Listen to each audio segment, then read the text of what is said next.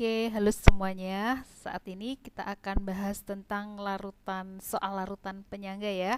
Tapi sebelum kita membahas untuk soal larutan penyangga, saya ingatkan kembali untuk beberapa trik yang bisa kalian pakai untuk mengerjakan soal larutan penyangga.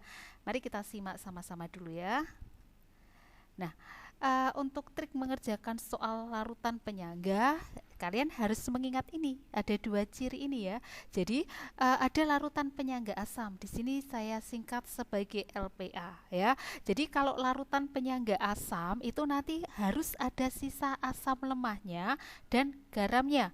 Kalau misalnya larutan penyangga basa itu berarti harus ada sisa basa lemah dengan garamnya. Nah, kemudian untuk trik mengerjakan soal larutan penyangga, nanti kalian cermati soal tersebut. Yang pertama, jika nanti di soal masih diketahui asam dan basa, maka buatlah reaksi seperti biasa ya, ada mula-mula, reaksi, dan sisa. Jadi kalau masih ada asam sama basa, kalian harus membuat reaksinya terlebih dahulu. Dan untuk tipe yang kedua, jika sudah ada pasangan asam lemah atau basa lemahnya dengan garamnya, maka langsung aja masukkan ke rumus ini ya, larutan penyangga. Untuk rumus-rumus atau materinya sudah ada di pembahasan yang waktu itu ya. Nah, kita akan langsung masuk aja ke contoh soal larutan penyangga ya. Nah, ini saya contohkan larutan penyangga. Jadi, kita simak sama-sama. Sebanyak 100 ml larutan asam sulfat, ini ya, asam sulfat 0,01 molar akan dicampur dengan 100 ml amonia 0,04 molar. Menurut persamaan reaksi, soal ini sudah disediakan persamaan reaksi kimianya. Jadi kalian nanti tinggal ngikutin ini aja reaksinya. Dan ini sudah setara. Nah, diketahui di soal itu ada informasi Kb atau tetapan ionisasi basanya NH3 1 kali 10 pangkat minus 5. Masih ingat? Kalau misalnya diketahui harga Kb-nya, berarti artinya NH3 ini adalah suatu basa lemah. Saya tuliskan di sini ya, basa lemah. Ini ya, basa lemah. Hitunglah pH campuran tersebut. Nah, H2SO4 itu asam sulfat, tidak ada harga Ka-nya. Berarti ini adalah termasuk asam kuat. Nah, informasi ini sangat penting gitu ya untuk kita menghitung soal larutan penyangga. Jadi, mana basa lemahnya, mana asam kuatnya. Jadi kita ikutin tahapan untuk penyelesaian soal larutan penyangga. Di sini masih diketahui asamnya, asam kuat, dan ini ya, amonia itu adalah basa. Ini basa lemah. Jadi kita harus membuat reaksi sesuai dengan tadi trik yang yang pertama ya. Jadi kita harus membuat reaksinya. Nah, ini udah saya buatkan reaksinya. Kita ikutin ini ya.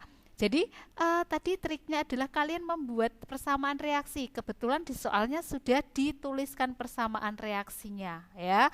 Jadi buat baris pertama, ini baris pertama itu adalah mula-mula. Baris kedua itu yang bereaksi. Baris ketiga sisanya. Sekarang kita tuliskan yang diketahui di soal. H2SO4 itu kan diketahui volumenya 100 ml, kemudian konsentrasinya 0,01 molar. Nah, ini sengaja saya tuliskan di bagian atas H2SO4. Maksudnya ini angka-angka ini adalah miliknya H2SO4 ya. Kemudian NH3 ya, tadi diketahui juga 100 ml volumenya, konsentrasinya 0,04 molar. Masih ingat ya? Selalu di baris 1, 2, 3 itu adalah molnya atau milimolnya. Kalau dalam mililiter, nanti ya satuannya milimolnya. Nah, masih ingat ya, diketahui adalah volume sama molaritasnya. Pakai rumus yang mana mencari mol? Ini ya, saya tuliskan di sini M sama dengan apa? Mol per volume di sini. Nah, berarti kalau mau mencari mol sama dengan apa? M kali V. Nah, kita masukkan di sini, berarti mol sama dengan M kali V atau V kali M sama aja ya. Ini juga mol sama dengan M kali V. Oke, kita masukkan sama-sama. 100 dikali 0,01 itu adalah 1 ya. Nah, karena di sini mililiter, maka nanti satuannya ngikuti. Maka di sini 1 milimol. Jadi angka 1 ini adalah hasil perkaliannya, ini M kali V, ini 1 ya. Yang di sini berapa? 100 kali 0,04 adalah 4 milimol. Oke, kita masukkan sama-sama ke baris mula-mula. H2SO4-nya adalah 1 milimol. Kemudian NH3-nya adalah 4 milimol. Setelah baris pertama tahu, seperti biasa kita harus mencari tahu siapa yang habis bereaksi. Caranya adalah mol dibagi koefisien ya. Ini 1 dibagi 1, berarti 1 ya. Di sini kita ingat-ingat aja ya. Yang di sini 4 dibagi 2 ya. Artinya gampangannya seperti ini. 1 orang makan 1 roti ya. Berarti yang ini 4 orang makan 2 roti, yaitu ya berarti 1 orangnya makan 2 roti ya. Berarti yang habis duluan kan yang ini. Ini ya. Berarti kalau habis duluan berarti tidak ada sisa. Makanya sini dicoret ya baris ketiga ini. Berarti yang bereaksi berapa? Ya sesuai dengan ini, mula-mula 1. Berarti yang bereaksi di sini adalah 1. Nah, ini nanti sebagai patokan kita menghitung di baris kedua semuanya. Oke. Nah, kalau 1 yang bereaksi adalah 1 milimol. Yang di sini kan 2, di sini kan 2. Berarti yang bereaksi berapa? 2 kalinya, berarti 2 milimol. Berarti ada sisa berapa? 4 dikurangi 2, 2 milimol. Oke. Terus kemudian yang ini mula-mula belum ada ya karena belum bereaksi. Terus kemudian yang di sini yang ngikuti ini sama. Kalau 1 yang bereaksi 1, kalau ini juga 1. Berarti yang terbentuk kalau kanan kita bilangnya terbentuk atau yang dihasilkan ya. Berarti ini adalah 1 milimol. Kita turunkan di sini 1 milimol. Nah, sekarang kita lihat, kita tuliskan dulu ya. Ini tadi adalah asam kuat. Ya. Kemudian yang ini adalah basa lemah. Oke, nah sekarang kalian lihat di sini ada sisa, ya ada sisa. Ini basa lemah, kemudian sama ini adalah garamnya. Nah ini ya garam ya. Nah ada basa lemah, kemudian ada garamnya. Kalau sisa basa lemah berarti itu adalah soal LPB atau larutan penyangga basa. Nah, kalau sudah tahu larutan penyangga basa, ya kita tuliskan rumusnya apa untuk menghitung pH. Kan berarti pakai ini ya, OH min sama dengan apa? KB kali ya mol sisa basa lemah per garamnya. Ini ya. KB-nya tadi berapa kita tengok dulu ya, KB-nya berapa? Oh, 1 kali 10 pangkat minus 5. Kita tuliskan di sini. 1 kali 10 pangkat minus 5 dikali basa lemahnya sisanya berapa di sini? Oh, 2. Berarti di sini 2 per sekarang garamnya. Nah, hati-hati nak di sini. Dilihat ya.